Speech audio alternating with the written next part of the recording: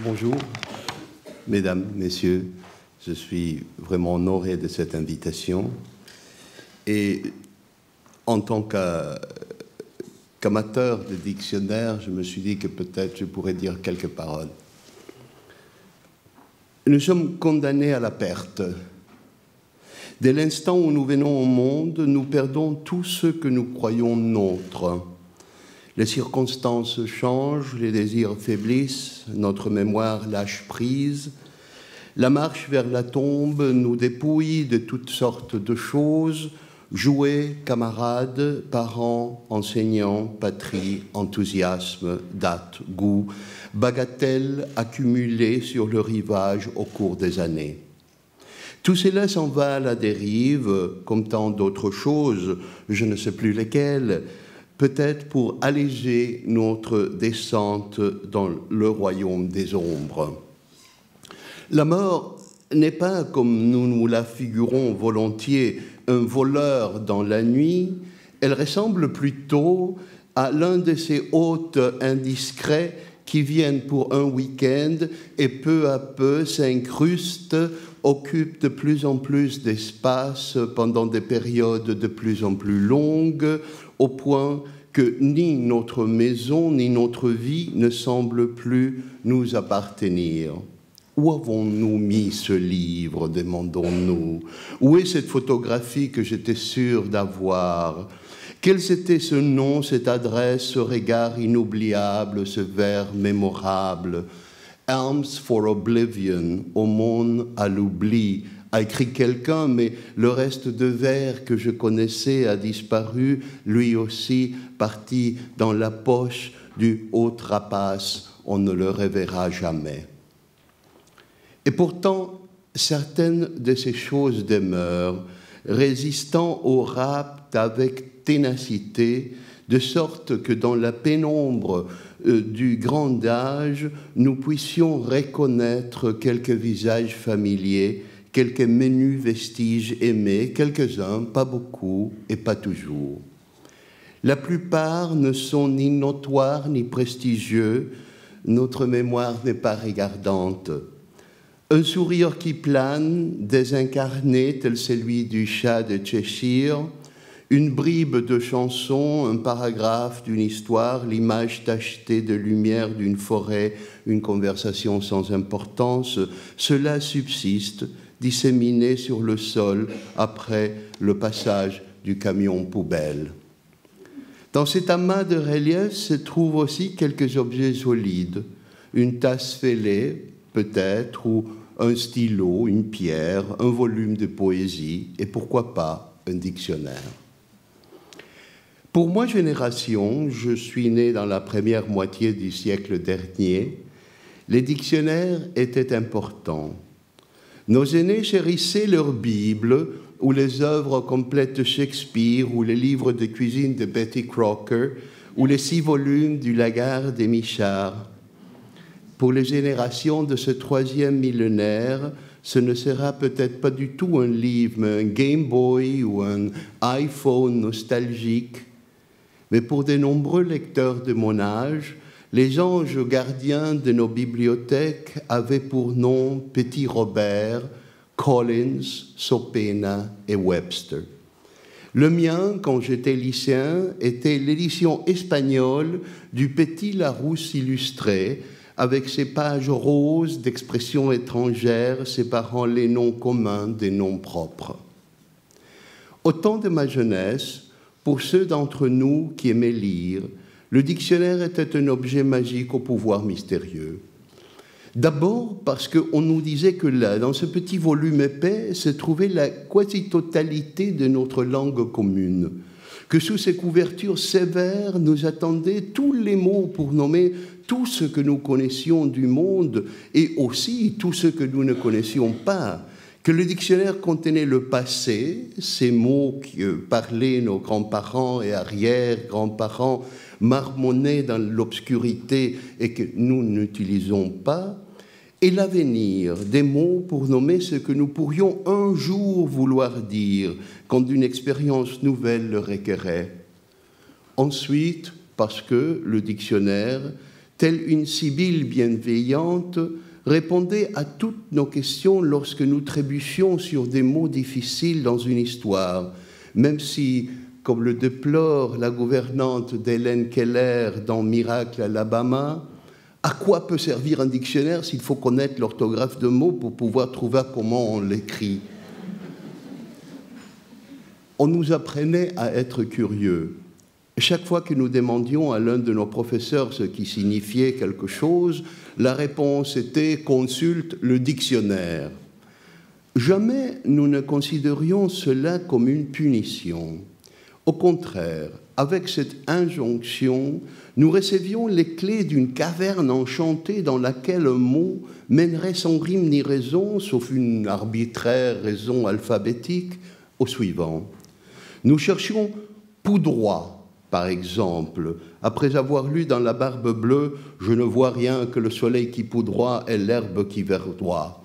Et découvrions non seulement le sens dans lequel Charles Perrault s'était servi du mot, mais aussi qu'au Canada, un nom qui ne représentait encore pour moi qu'une vaste forme rose sur la carte, poudroyer signifiait être chassé par le vent, souvent en rafale, en parlant de la neige. Et plus loin sur la même page, ce terme exquis, poudrin, pluie fine et glacée à terre neuve. Plusieurs dizaines d'années plus tard, surpris à St. John's par une averse glacée, je m'aperçus que je possédais le mot pour nommant cette expérience. Aby Warburg, le grand lecteur, a défini pour nous ce qu'il appelait la loi du bon voisin dans une bibliothèque. Selon lui, le livre que l'on connaissait bien n'était pas, dans la plupart des cas, celui dont on avait besoin. C'était le voisin inconnu sur la même étagère qui contenait l'information indispensable. On peut en dire autant des mots d'un dictionnaire, même si, à l'âge électronique, un dictionnaire virtuel offre une moindre chance de faire des découvertes inattendues ou de céder à cette sorte de distraction heureuse qu'emplissait Émile Littré d'une telle fierté. Il disait « Plus d'une fois, racontait-il avec satisfaction, il m'est revenu que cherchant un mot, le chercheur s'attarda et suivit la lecture comme il eût fait d'un livre ordinaire et courant. » Ces propriétés magiques résistaient sans doute insoupçonnées en ce torride après-midi singulier, voici près de 3000 ans, où quelque part en Mésopotamie, l'un de nos ancêtres, homme inspiré et anonyme, grava dans un bout de glaise une brève liste de mots acadiens et leur signification, créant ainsi ce qui devait être, tout bien considéré, un dictionnaire. Pour un dictionnaire conçu dans les grandes lignes comme l'un de nôtres aujourd'hui, il nous faut attendre le 1er siècle et le premier lexique grec composé par un certain Pamphile d'Alexandrie avec les mots en ordre alphabétique. Pamphile soupçonnait-il qu'il y aurait au nombre de ses descendants des SM des lexicographes illustres œuvrant en des langues encore à naître? Sébastien de Covarrubias en Espagne, Émile Littré en France, Noah Webster aux États-Unis. Leurs noms sont devenus synonymes de leur savante création. Nous parlons aujourd'hui d'aller chercher un Langenscheidt ou un Sopena ou de consulter un calepin après l'italien Ambrogio Calepino compila en 1502 un gigantesque dictionnaire multilingue digne de l'Épiphanie. Je me rappelle qu'un jour, chez un ami en Gaspésie, nous discutions de l'origine du mot « névé » que l'on trouve dans un roman d'Erckmann-Chatrian et où il signifie « amas de neige durcie ». Et nous nous demandions s'il venait du Québec. Mon ami interpella son épouse. « Chérie, amène mon Belle-Île à table », comme s'il invitait l'érudit Louis-Alexandre en personne, auteur du Dictionnaire général de la langue française au Canada, à partager notre repas. Je crois que cette familiarité dit quelque chose d'important sur la nature des relations d'un lecteur avec les dictionnaires. Les auteurs de dictionnaires sont des créatures étonnantes qui trouvent leur bonheur plus qu'en toute autre chose dans les mots.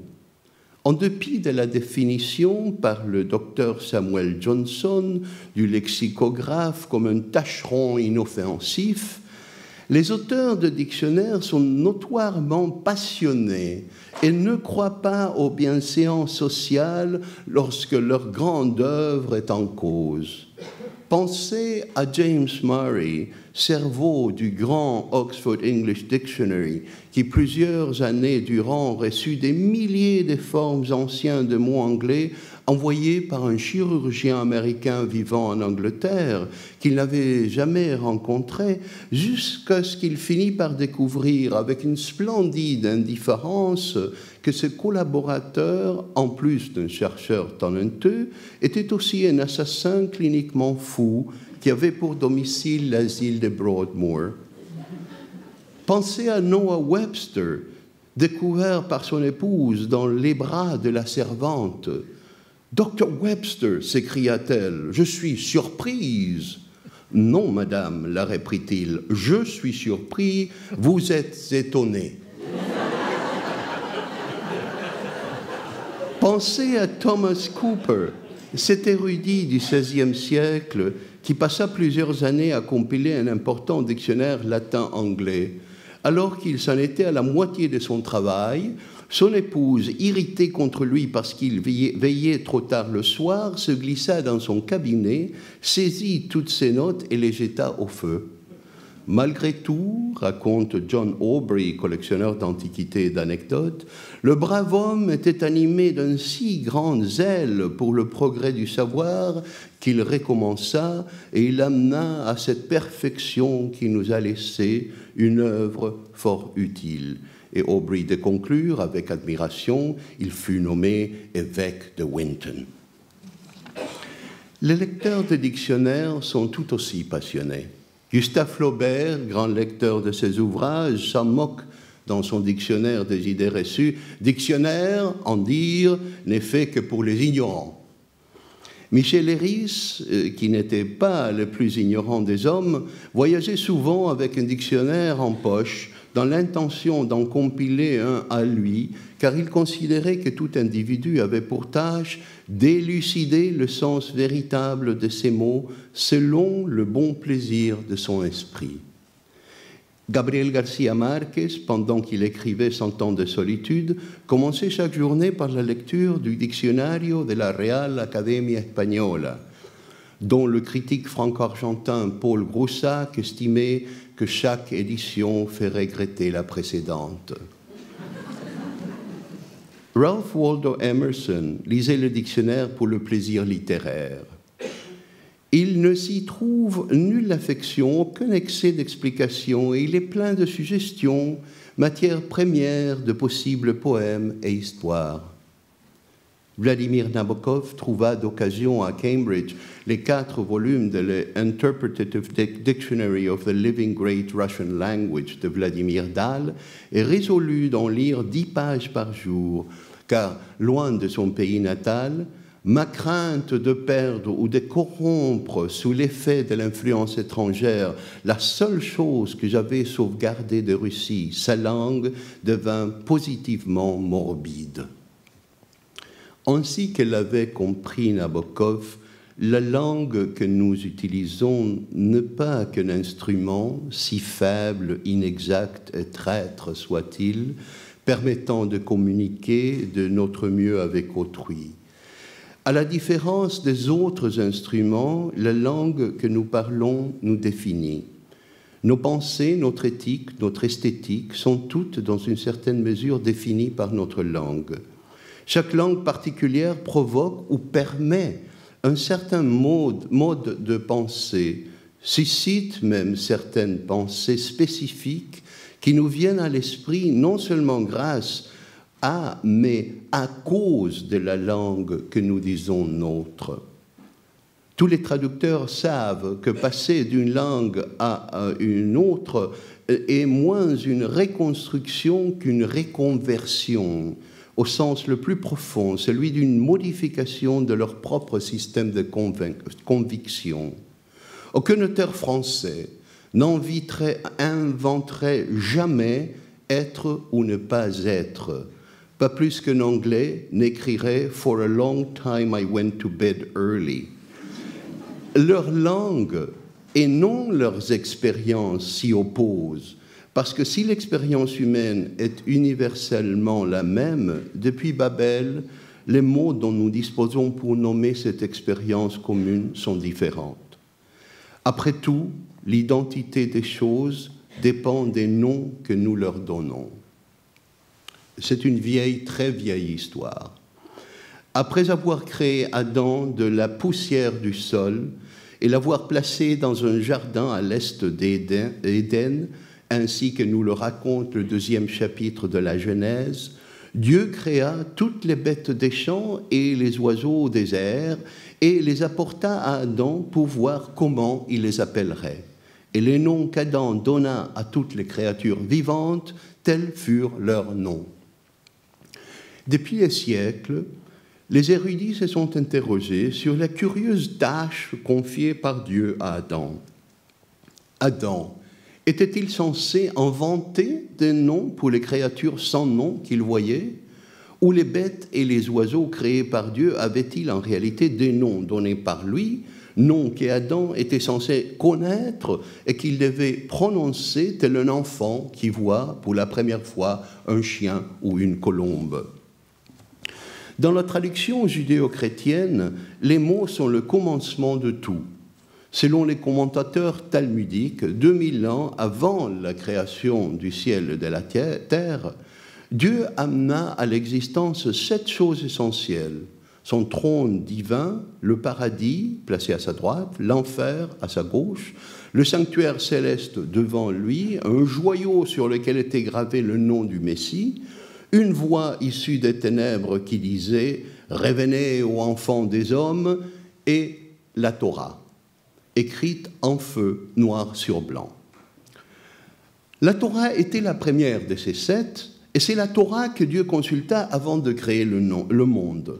Non sans réticence, parce qu'elle craignait la nature pécheresse des créatures, la Torah consentit à la création du monde.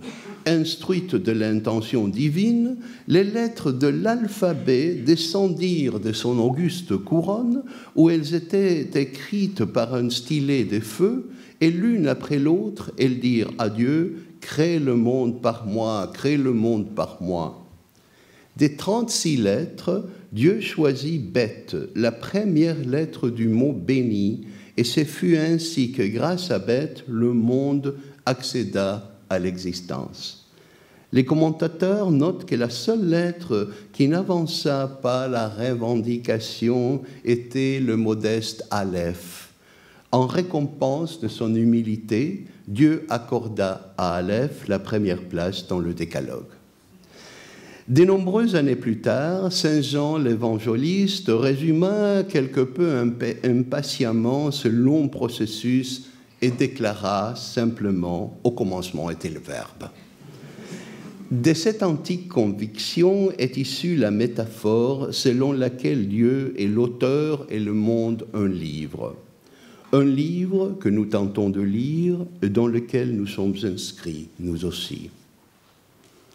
Les lettres magiques, capables de composer des mots qui contiennent dans leur énoncé tout ce qui est connu, devinrent l'héritage privilégié d'Adam, et même après son expulsion du paradis, nos bibliothèques en sont la preuve, ce cadeau ne lui a pas été repris.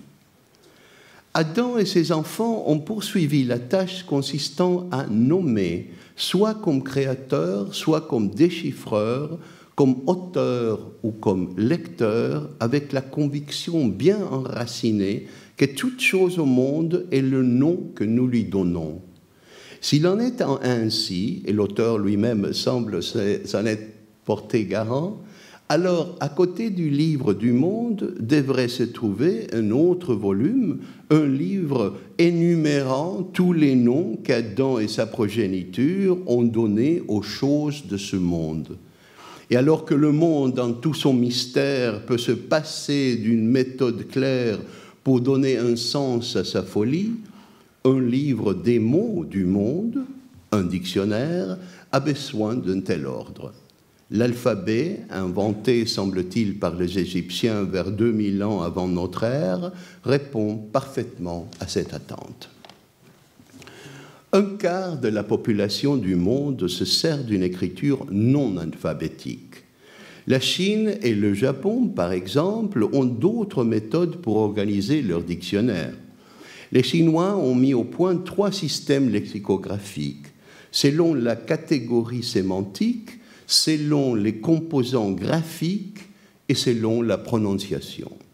Le premier dictionnaire chinois dont nous ayons connaissance fut composé au IIIe siècle sous le titre « Au plus près du style correct » et contenait des listes de synonymes rangés en 19 catégories sémantiques telles que connaissance des arbres et connaissance des insectes. L'inconvénient évident était que l'utilisateur devait savoir la signification du mot avant de pouvoir le trouver dans son groupe sémantique propre. Le deuxième système permettait de grouper les mots en fonction des composants graphiques récurrents appelés radicaux, dont il existe plus de 500. Comme beaucoup d'entre eux sont mal aisés à reconnaître, un tableau des caractères difficiles à trouver, ça s'appelle comme ça, difficile à trouver, classé selon le nombre de coups de pinceau par caractère, y fut joint un appendice. Enfin, les dictionnaires chinois peuvent être organisés en fonction de la sonorité de la dernière syllabe du logogramme. Le premier de ces dictionnaires rimés date du 7e siècle. Ces surprenantes méthodes lexicographiques, surprenantes pour nous bien sûr, ne devraient pas nous étonner. Un ordre fondé sur la hiérarchie de signification, sur les similarités de traits ou sur les similarités de sons est sûrement aussi valable qu'un autre pour mettre de l'ordre dans notre univers indiscipliné. Dans le monde de l'alphabet, la séquence convenue des lettres sert de fondement pratique au dictionnaire. L'ordre alphabétique est un ordre d'une exquise simplicité qui évite la nuance hiérarchique implicite dans la plupart d'autres méthodes. Ce qui est classé à la lettre A n'est ni plus ni moins important que ce que se trouve à la lettre Z, sauf que, dans une bibliothèque, la disposition géographique veut souvent que les livres A sur le rayon le plus élevé et les Z sur les plus bas soient moins sollicités. En hommage à l'ubiquité de l'alphabet, Jorge Luis Borges a imaginé la bibliothèque universelle contenant tous les livres écrits et non écrits, présents, passés et à venir, composés tout simplement avec toutes les combinaisons possibles des lettres de l'alphabet. Jean Cocteau, avec une bienséante modestie, jugeait qu'un simple dictionnaire ferait l'affaire, car un chef-d'œuvre de la littérature, écrivit-il dans le Potomac, n'est jamais qu'un dictionnaire en désordre. En effet, tout livre, chef-d'œuvre ou non, et y compris, bien entendu, les dictionnaires eux-mêmes, est un dictionnaire en désordre, puisque, en une mise en abîme vertigineuse, tous les mots utilisés pour définir un mot donné dans un dictionnaire doivent à leur tour avoir leur définition dans ce même dictionnaire. Si, comme nous l'avons dit, nous sommes la langue que nous parlons, alors les dictionnaires sont nos biographies. Tout ce que nous savons, tout ce que nous rêvons, tout ce que nous craignons ou désirons, chaque réussite et chaque mesquinerie se trouve dans un dictionnaire. Le terme dictionnaire a fusionné avec celui d'encyclopédie et désigne désormais non seulement des inventaires de mots, mais des répertoires thématiques de tout ce qui existe sous le soleil, soleil inclus.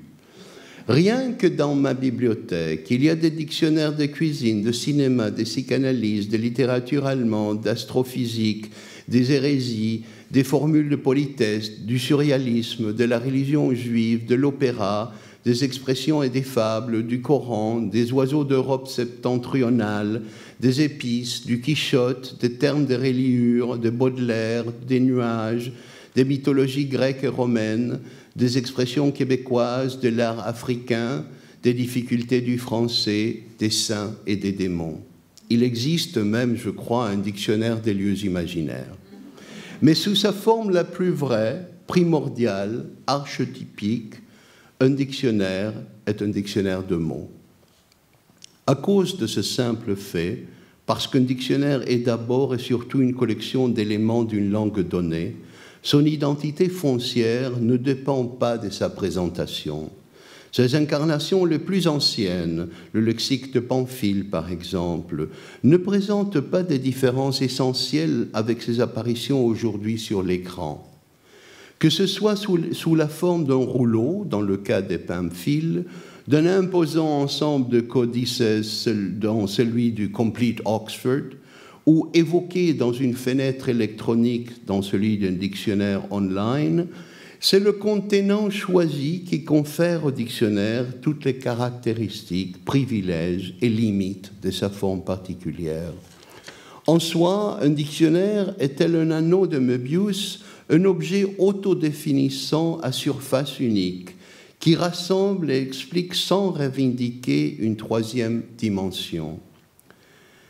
Ce n'est qu'associé à un contenant spécifique qu'un dictionnaire devient une suite continue de définitions ou une liste de signes conventionnels ou l'histoire compliquée de notre langue ou encore un stock quasi illimité de fragments de mots déconnectés.